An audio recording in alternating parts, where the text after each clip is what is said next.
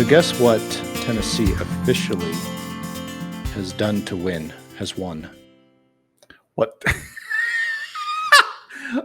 Guess what Tennessee officially has done to win. They winded. They winded. Has They done winded to. it.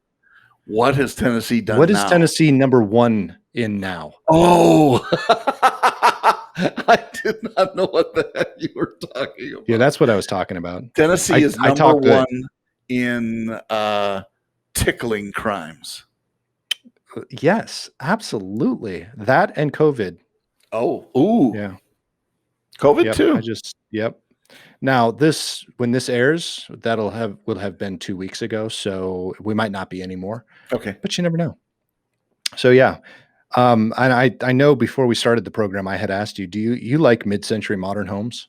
I like some. I mean, it really depends, and frankly, it depends how true to the design somebody who's going to redo it is. Okay. Well, and I'm glad you said that the person who is going to redo it. So I follow this account on Instagram called Mid-Century House Hunt, and they show you mid-century homes that are for sale, and most of them are inexpensive, like this one in Wappingers Falls, New York, for $325,000. And then you go in there, and it's interesting to me, the architecture. You know, I can see it. I like some of it, but it definitely needs to be redone. Are you a mid-century modern guy? I mean, is that what you would say is your style? No, I wouldn't say that's my style. I would say my style is kind of a mixture between modern and farmhouse. So I think that's where I fall mostly, but I am a big fan of modern homes. I'm a big fan of farmhouses, and I'm a big fan of, what are they called? Craftsmen. I like craftsmen as well. All right. So I like craftsmen too. We are, I would call us transitional probably for most of what we do. And so since we're building, this might be relevant but not that ever stopped us. True. I'm trying to be mindful of things that are a little more timeless versus things that are kind of flash in the pan. Right. For example, and I'm not saying it's good or bad. We have some in the house currently. Shiplap. Shiplap. Before Chip and Joe ever said the word, maybe 0.1% of people knew what shiplap was. Right. And so I like it. I like the look. I like especially when it's horizontal, but I don't think that it's going to be a long-lasting thing. Right. I think there's going to be something else. It's going to fall the way of paneling. Well, see, and I think it's cyclical. I agree with you on the paneling. I think so too. That because the thing with paneling in a lot of cases, it was just cheap. But shiplap, on the other hand, is usually thick wood. So the house that I spent the end of my growing up years, my high school years in, had a wall that was shiplap, and it wasn't straight across; it was angled. And then when we moved in and we renovated, that was well before Chip and Joanna Gaines had any popularity, and shiplap was even popular. Sure. We had it covered. So it was covered in drywall. Okay. And then it still is to this day. I know the person who bought that house. So I know what they just painted that. But now going back to it, if I were to move in, because we were actually talking about it after my mom passed away, was whether or not to buy that house. I probably would have torn down that wall and painted the shiplap white. Sure. Because it would have been the look, right? So but it's interesting how certain styling cues will give you the date of the house pretty much. Yes. For example, shiplap, which is diagonal, would tell me it's a 70s house. And it was. Typically. So interestingly enough, this house, I'm going to tell you the history of it's probably still to this day one of my favorite houses, which is why I am drawn to mid-century, because it was a mid-century house. In many respects, renovated quite often, so you really couldn't see the mid-century cues, but there were still a few. Fireplace being one of the main ones, both fireplaces. But so this house, it started as a ranch, a mid-century ranch, and it was on the Mississippi, still is on the Mississippi, and it was built. They didn't move Hopefully, it. it didn't wash away, but it was built completely of brick, marble, and all the fixtures were brass because it was before the dams had been put in place. So the river would flood every year and flood the house. It was a doctor that owned the house. He built the house on this property, and it was a fairly large piece of property on the river. And the river would go down, and there were drains in the floor, and they'd just go in and they spray everything down, and they'd use it as a summer party house. They wouldn't use it in the winter, they would use it in the fall. So then the next person who bought it added on the front section, which is where the dining room and living room is now. And then the person who bought it after that added on the back section, which is where the master bedroom and my bedroom were. So the house became a T, right? Mm-hmm. Not all of it was, they didn't put marble throughout the entire thing. They just kept the original part that was just marble, brick, and some brass. The rest of it was tile and concrete, but also brick. Well, in my stepfather bought it, I believe, in 1976 or 77. And then in 1979 or 80, the house actually burned down. Okay. And there are a lot of other stories I can tell you about that. You know, that it was always kind of thought that it was one of my stepbrother's friends who threw a joint out in the garage and it landed in the wood pile and burned. That was one story. The other story was the garage door opener that malfunctioned and burned the house down. So no one really knows which one was actually the culprit, but 3/4 of the house pretty much burned to the ground. Wow. The walls in the original part were all marble. So all of the marble crumbled except for the fireplace, and the floor stayed intact. And then the back half of the house stayed brick and marble. So when it was rebuilt, most of it was put up as a stick, and then, you know, that wood paneling was put up in there. So it was, you know, late 70s, early 80s when that was replaced. And some of the other wood trim and things like that. So the only part of the house that was still original was the back half, which is half the kitchen, the guest room, and my stepdad's office. And then there was a bathroom down there as well. And that still had all the brick and the original tile, which was Spanish tile. It is the ugliest bathroom you'll have ever seen in your entire life. But it was one of those that was so ugly, you had to keep it. Sure. Because it was all original Spanish tile. It was really, really pretty. And then the floor is all marble with white and what now is pink because of the fire, but it was more of a brownish, reddish color. It was all over the floor. It's a beautiful, beautiful house. But yes, to your point, that was why the wood going up like that in the middle was put there, was because of the time when they rebuilt the house. And you Lisa and I were just talking about this last night, that you think back to some of the trends that were going on. At one point, my mother had the colors were harvest gold when she redid, and that was 70s, and avocado was probably more 60s, but she liked some of that too. Appliances were avocado or harvest gold. Those were the colors. She had harvest gold carpeting in the bathroom. Oh, wow. And I have never understood having carpeting in bathrooms. Me either. And Lisa said, and they were carpet tiles, so, you know, they would unstick after a while, you know, the big ones. And Lisa said her parents had the same thing. Not only carpeting in their bathroom, but carpeting in the kitchen. Wow. I know. No, that's dedication. But those were trends. And that was how luxurious, you know, because nothing says nice kitchen like tomato sauce on the carpeting in the kitchen. Well, that and drop ceilings. So there's a theory, because there were drop ceilings back then as well, not necessarily as a design aesthetic. It was for insulation purposes. It was to keep the house warm, which is why I think carpet was also put in all these rooms that wouldn't normally have carpet. Interesting. That's my theory. It was the Midwest, both cases. So yeah, maybe that had something to do with it. But so this is this condo that I'm no longer in, but oddly enough, I'm still sitting in it. Right. That we've sold.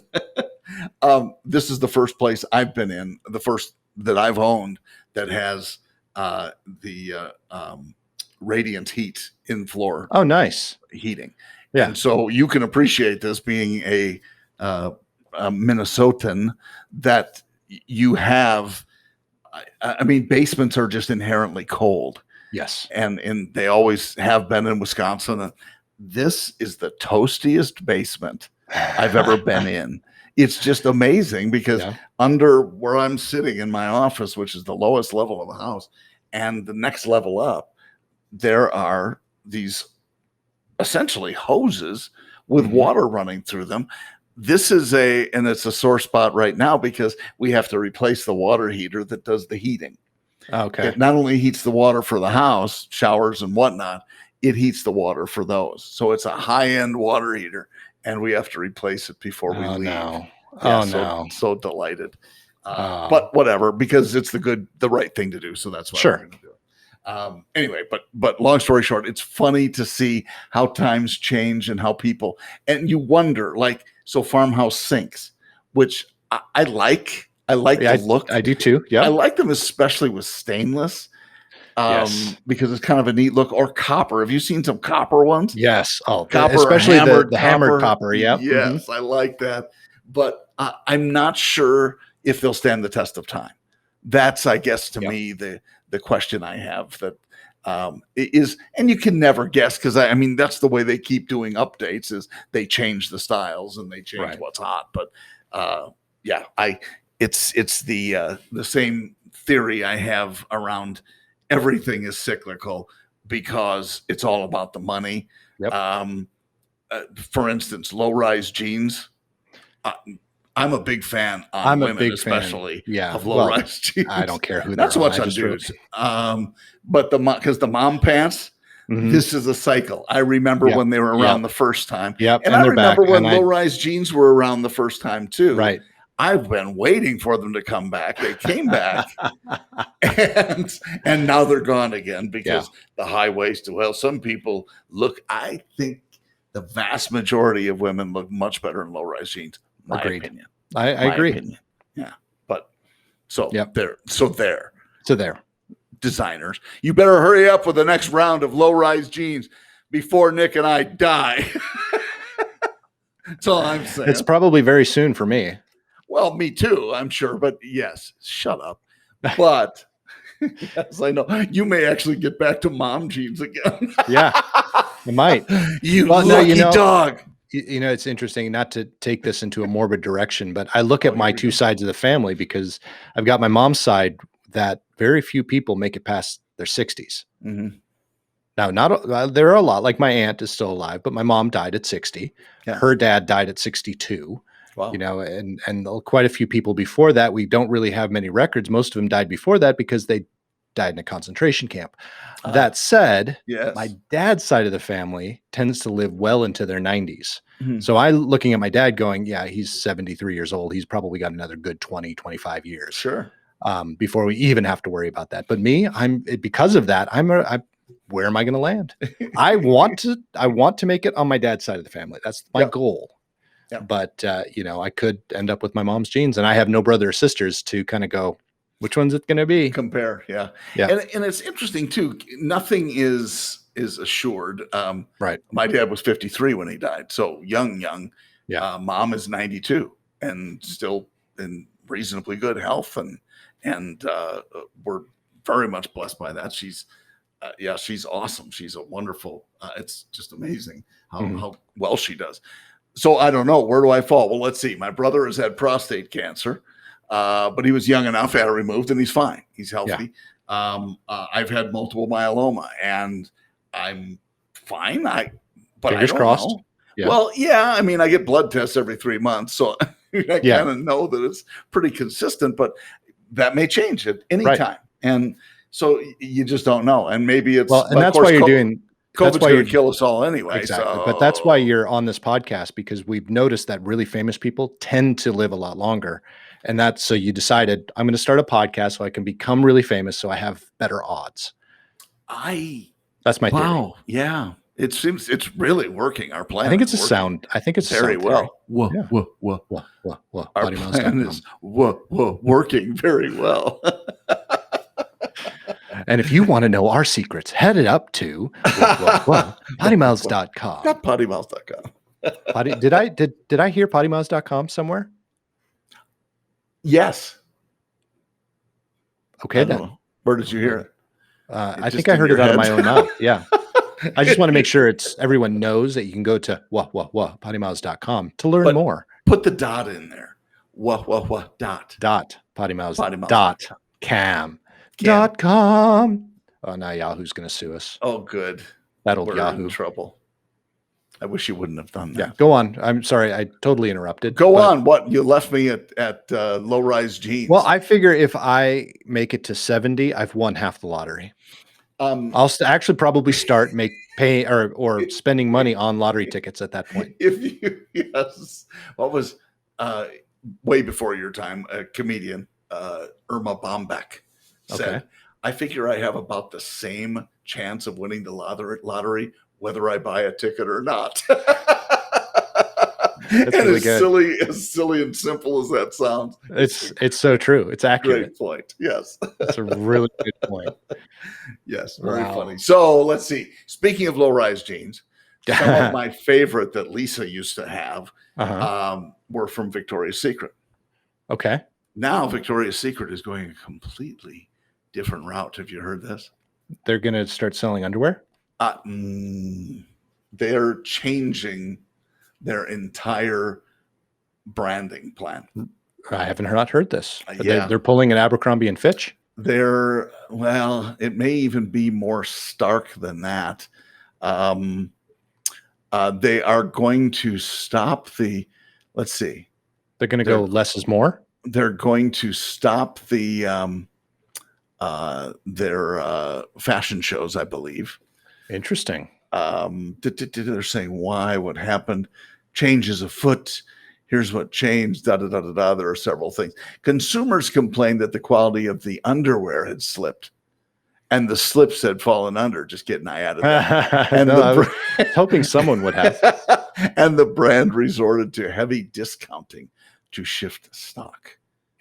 Okay. Okay, interesting. And talking about transsexuals and they're not really talking too much about it. Interesting. But saying that there are going to be some big changes. So we'll see. They got to compete with MeUndies. I'm sorry? They've got to compete with MeUndies.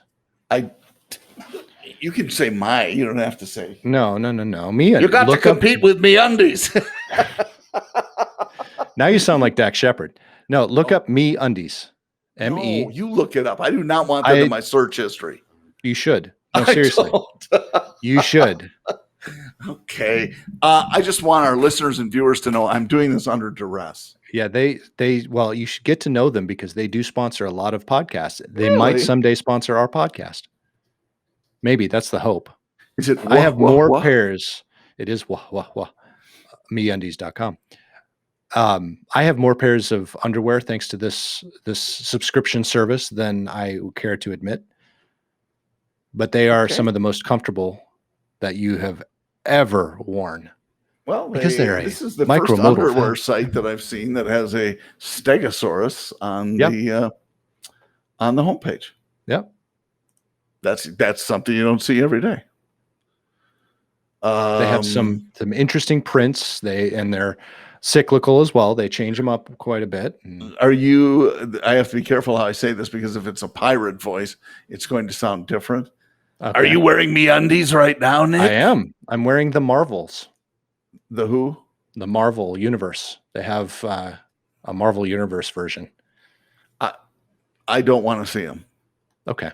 No, I'm not stop offering. No, I'm serious. I don't want to see them. No, it's okay. I'm not going to show you. I do not want to see them. So no matter what, if you viewers and listeners would like to see Nick's MeUndies on the next podcast, simply it's not going to happen. Stop by. It is. I'll show you my socks. Let me ask you. They sell socks too. If you had 10 listeners who said, Nick or viewers, Nick, I would like to see your MeUndies on the next podcast, and if you do that, I will bring one friend around to listen to PoddiMouths. Nope. How about 15? No, I'll tell you what. Well, I'm not done. No, here's how about 50? Nope. If Here. 50 people said, nope, I will bring one person. How about 100? I will make a deal with everybody. Here we go. If we can talk Yes. Spotify into buying our podcast for $50 million for exclusive rights to our podcast, $50 million, I will do every podcast in my MeUndies. And nothing else? And nothing else. Well, I wear a hat. Good, because the glare is really tough to manage. Exactly. I love your head. You know that. So 100 people. No, $50 million from Spotify. We do things. $50 million from Spotify. Stop it. Hey, there's a number at which if you Joe would Rogan say, can do it, we can do it. Does he wear MeUndies? No, but Dax Shepard does. And they just did a Spotify deal. Because he advertises MeUndies all the time. Oh. I'm getting confused now because the whole MeUndies thing. Not MeUndies, his undies. Okay, good. But they also they have onesies, they have t-shirts, they have bras, they have socks, they have dog stuff too. Onesies. So it's not just underwear. Onesies for babies or like adult onesies? Adult onesies. You need to look into it more. I may have to hit up Spotify because that's what I want to see you wearing with a hat. Hey, I never said it was going to be underwear. Onesie. I never said it was going to be underwear. I said I would wear my MeUndies for every episode. Yourself. That could be a onesie. The viewers and listeners and we get to choose. We know you're drinking liquor back there, so don't even try to hide I'm drinking off water. Camera. I'm drinking water. I'm trying to hydrate. Trying to hydrate here. I'm trying to hydrate. Trying to stay hydrated. I think that for happy hour, if we can get you, if we can get you all set up with the Spotify deal. By the way, I listened to Spotify Ding today in my truck, and it was great. I love having it available in my dash, which I haven't heretofore. Yeah, I wish I could too. My car is not smart enough. My previous truck was not either, because it was the old technology in that had been in that truck for a long time. And right. Again, I liked the truck. It was fine. Couldn't tow anything. I love my car. Yeah, your car is very nice. The tires. You still have the run flats, don't you? Yes. Okay. Have you ever run them flat? Not flat. Mm-mm. Okay. Well, they should have. A couple of things I've hit, I should have. Oh. Well, what are you hitting? Potholes. Like this winter has not been friendly to Nashville roads, and they haven't gotten around to fixing them all. Yep. And then we've got a lot of assholes from California. Love California, but a lot of assholes from California that are moving here and driving California because they're running out of assholes. They're all going to Tennessee. Exactly. That or Texas. I'm sorry, that's not nice nor accurate. No, it's not. None of what I just said was 100% accurate, but we have had a few really bad drivers here who have not let me or not given enough space where I could move over and avoid potholes, certain massive potholes. Yeah. And so I've hit some major potholes and you hit those and you're like, oh, I know. But you're pretty much doing that the whole time beforehand too. It's like, oh, just like that. That was very good. Thanks. I've seen you make that face when you have something spicy the night before. Night before being the operative phrase, right? Operative, yes. Yeah. Yes. I could care less. So do you? No, Since you could? I couldn't care less at all. I couldn't care less if you say that or not. Right. It doesn't really. Yeah. It does not compute. No, it does not. So where have you seen the worst drivers? Forget Nashville for a moment, because I think the transient peoples that seem to be in Nashville these days, not unlike Orlando, where you'll be spending time there, because there are some good drivers there. Not unlike Scottsdale, Phoenix, because there are some good drivers there. It's wow. I think it seriously, really just depends on where people are coming from because, you get to Scottsdale, Phoenix, depending on the time of year, a lot of those drivers are coming from areas that don't tend to have the worst drivers in the world. Michael told me that in Venice, Florida, that when the snowbirds go back home, it's amazing. Not only is traffic way down, but they're just way better drivers Yeah. because the average age probably of the Yeah, populace has exactly. gone down. Down. Yeah. So I would say I don't have one in particular. I am going to talk about Nashville a little bit because I do find that to be a very interesting question. It depends on what type of annoyance, depends on what type of area you're in. So Okay. So I let find me when I'm just say driving, interstate left lane drivers not going fast enough. drive me absolutely insane. So what Um, towns have you seen where that's oh, well, that one, honestly, I would say Illinois. I get that a lot in. Um, Michigan? Kentucky, now Michigan. I haven't spent a lot of time driving in Michigan. So And I'm not going to say in Michigan. I'm going to say Michigan drivers. okay.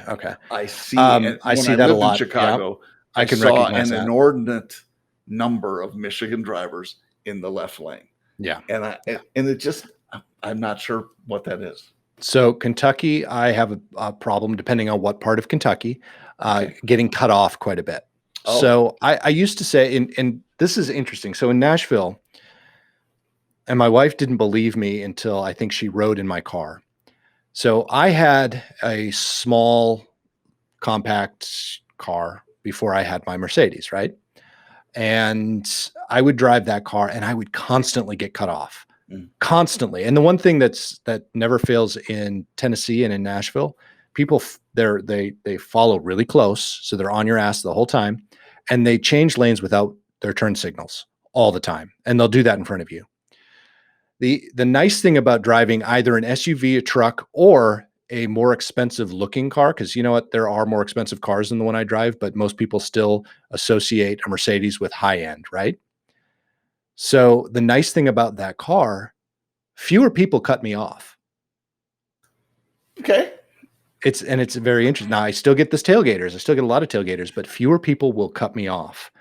And I don't know why that is. I think it has to do with the type of car I drive. Yeah, you may be right. Um, Since I have the full size pickup truck now, I am required by law to cut people off and to. I think that's probably it. And that's going back up to Kentucky. It doesn't matter the car. No. So in Tennessee, it matters the car. In Kentucky, they'll cut you off, Interesting. especially trucks.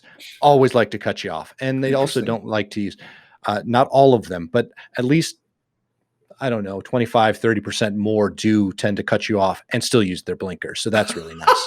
When they do cut you off, they use their blinker. They still cut. Yeah, they still cut you off, but they at least use their turn signal. Well, I see now. I sort of like that because it doesn't make sense, and you go, okay, well, at least they're trying or something. Yeah. But the other ones that are also difficult for me are the ones who use their blinker and instantly start changing lanes. Yes. It doesn't matter because if I have the blinker on, well, then I've got the right to change. No, you don't. Right. But you still got to worry about the front end of someone else's car. Yes, that would be very nice. Yes. So, that's but the tailgating and the blinker are my two biggest pet peeves here. Who do you find? Excuse me. And we may have visited this a year or two ago. Who do you find to be the most often guilty tailgaters? Tennesseans. No. No, I know what you're going. Demographic. In Tennessee, it doesn't matter. It really does not matter. Okay. It doesn't matter. So those 90-year-old ladies are doing a lot of tailgating? Oh, they are not. In Tennessee, they are. At least in Middle Tennessee. Actually, you know who's the biggest culprit is West Tennessee. They drive the people from Memphis or Memphis. Shelby County. Yep. If someone's coming up, if you're driving down the road and in Tennessee, and someone comes up on your ass like a bat out of hell, and then they just sit on your ass until you finally move over, and it doesn't matter. You could be passing a semi, and you could be passing them at 90 miles an hour, and they will sit on your ass until you move over, and then they just shoot right by you, and then they slow down a little bit. Once they shoot right by you, I would say 9 times out of 10, and Jen and I have this game, 9 times out of 10, we'll go Shelby County. Wait, sure enough, the license plate, Shelby County. Yep. I don't. Yeah, I don't get how that stuff is regional. I really don't. I don't Do either, you? but it is. No, I don't disagree. I just don't understand why. I don't know. Yeah, I don't either. Are I people really don't. watching other drivers and say, "Hey, that jerk just tailgated me and blasted around me after"? Well, I'm going to start doing that. Yeah. Well, I you don't start think getting pissed off. Well, and that's one of the reasons, quite honestly, that I don't get regular license plates. I get specialized license plates so people can't recognize what county I'm in. Oh, see, I do. I get non-personalized Mhm. because I don't want people to remember my license plate. I don't think anyone will remember it. Mine, because I have a Predators license plate, Oh, okay. and then Jen So, has a Children's First. well, and that's fine. It's So not it's a like you regular have. plate. It It's just not doesn't say the personalized. Got it. right. Understood. Yep. But it does That's why not I say the said specialty county. plate. Yeah. It doesn't say the county, right? Yeah, you said the right thing. I just interpreted it. I understand. That usually happens with how I say things. Or how I interpret things. That too. Yeah. I would say that, the tailgating, my point of asking the demographics, I usually find it to be a younger dude, usually a boy, or a low 30s, mid 30s mom. I can see that. The mom one I can definitely see. Now in Nashville, I've seen younger drivers on the freeways and on some of the major roads. I haven't really seen much of a difference. They drive a lot like the adults do. Okay. The only time I've seen any difference is when we have had, I don't think we have any currently. We have had some older teenagers in our neighborhood and they fly through the neighborhood. Mm-hmm. But that said, I only drive, even though I know our speed limit in our neighborhood is 30 miles an hour, I still drive 15 to 20 when I go through the neighborhood. Mm-hmm. I'm like an old man, which is kind of funny because as soon as I get on the main road, I'm gone like a rocket. Because you got a turbo. I got a turbo. I want to hear that turbo spooling up. But Nice. Yeah, on the neighborhood roads, yeah, that's the only time I see young kids doing stupid things. Yeah. Not to say that they aren't. I just haven't seen anything. But there are usually it's the there are adults doing kids, stupid. and I'm with Right. you. In a residential neighborhood, I have a real problem with anybody speeding. Yeah. Yeah. And we have kind of a busy street in front of us currently. And you see people who are cruising, they're doing some road work down at the end of the road and dump trucks back and forth. And most of them are at least 10 over. Easy. Oh, really? Oh, yeah. I hate that. And And it's a residential neighborhood. You should not be doing that stuff. I know you're in a hurry to get things done and all of that, but you just shouldn't be doing that. It's a bad decision. It also is very interesting having driven my road here in Tennessee, going from east to west, and then also having gone from the east to the west side and back in Arkansas, semi drivers. There's really no difference. I mean, they're going across both states, right? Mm-hmm. But in Arkansas, speed limit is 75 on the freeways. They cut me off. Like I'll be in the passing lane and passing one, and then you'll have a semi just cut you right off. I mean, like cut you, like I have to slam on the brakes not to get hit or not to hit them. Versus in Tennessee, and it could be the same semi trucks. They will, for the most part, either let me pass or let someone pass, or they'll put on their blinker and hope that you tap your brakes to let them come in. Yeah. It's amazing the difference there as well. I try to be patient with the semis because I can't even imagine what it's like. Because you get so many people who do not understand an 80,000 pound truck going down the road and how little time there is to stop or to do anything, and how much more difficult it is to slow that thing down. If somebody, you see them, especially like merging in construction zones or whatever, they'll merge in front of a semi thinking that, well, he doesn't need any more room than a 2,500 pound car. Wrong. Yeah. And you watch some of the YouTube videos, people brake checking semis.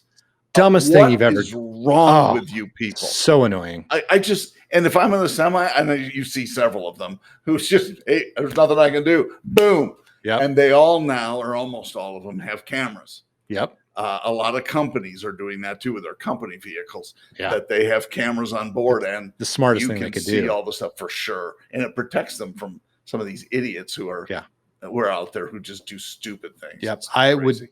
So in that merging scenario, what I would do is if I got in front of that semi, I stay in the lane, my blinker goes on, because most of the time that semi will let you in. Yeah. Because most of them, not all of them, but most of them are very good, very conscious. They're excellent drivers. Yeah. You wait for them to let you come in. For sure. Because they will give you the space. They understand that you're faster than they are. And you can give them the space too. It's really not that difficult to be courteous. I try to be as courteous as possible. Yep. That is the word that we're losing a lot of, it seems like these days, is the courtesy that comes with driving, or should come with driving. And I sound like an old geezer now, but it seems it used to be that way. People used to be courteous. Our favorite folks, our favorite drivers, our Top Gear / Grand Tour guys. Yes. They actually did a test when they were on the not on the Grand Tour. They did it in, I think, just before they switched over to Grand Tour. Mm-hmm. They took two of them. One of them they both had to drive the speed limit.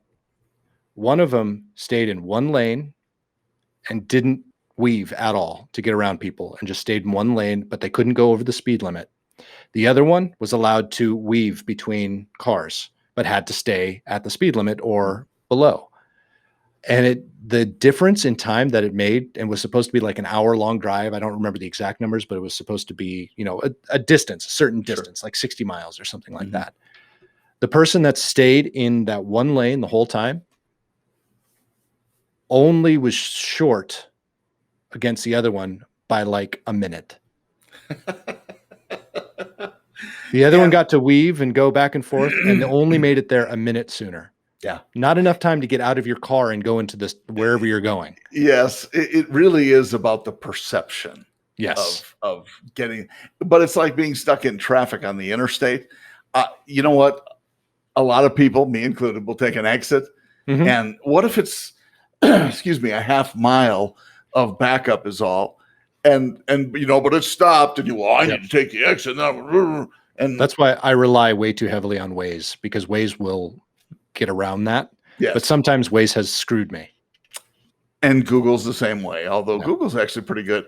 The thing that gets me on Google Maps is when it says there's a speed trap ahead, and it's often 2 yards ahead of you when they warn you. And you go, well, damn it, I knew that. Yep. I love that too. Well, I use Waze simply because they have the police. Well, yeah, and Google owns Waze. I do know that, yes. Yeah. So a lot of the technology. I think it's whatever you get used to. It really is. Yeah. But I like being told where the cops are, even though I don't ever really speed to a point where either. People are passing me right and left. Yeah. I do like to know, just because, first of all, I want to, that to me is sort of a respect thing. Yes. If there's a cop up ahead, and I could be wrong, and officers, you're welcome to correct me, but I believe that if it's 70 miles an hour and I'm doing 80 or 79, and I know there's a cop, I'm going to draw it down a little bit. Sure. I mean, it's probably maybe 79 is okay with them, depending upon who it is and where it is. Right. But that's not really the point. I'm going to just draw it back a little bit, and then I'll kick it up again if I feel so inclined. But exactly.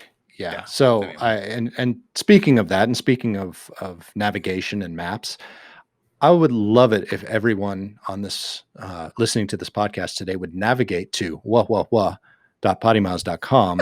Nice. Visit. Do you like that? I was trying to segue as smoothly as I could. I think really I stumbled a little bit. I'm going to buy you a Segway.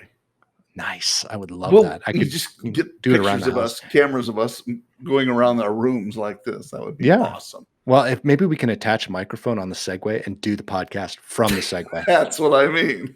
Nice. I like it. I like it. Now, for that to happen, folks, you need to head up to our website. Yep. Like, subscribe, do all that stuff on all of our social media. Buy some merch. YouTube, buy some merch. Talk to MeUndies. Get MeUndies to sponsor us. Something like that. Or get Spotify. If you want to see me in MeUndies, Doing the just can't. podcast. Get I can Spotify to see buy you us for $50 with million. a pirate on your shoulder and an eye patch, and you're doing "Talk to Me Undies." Yes, exactly. Exactly. You talk to your own undies. I have other try not things to. do. They usually walk away by the time I'm done wearing them. Oh, good, delightful. Yeah, they have the life of their own. Anywho, John, have a great rest of your week, folks. You do as well. We'll talk to you soon. Bye. See ya.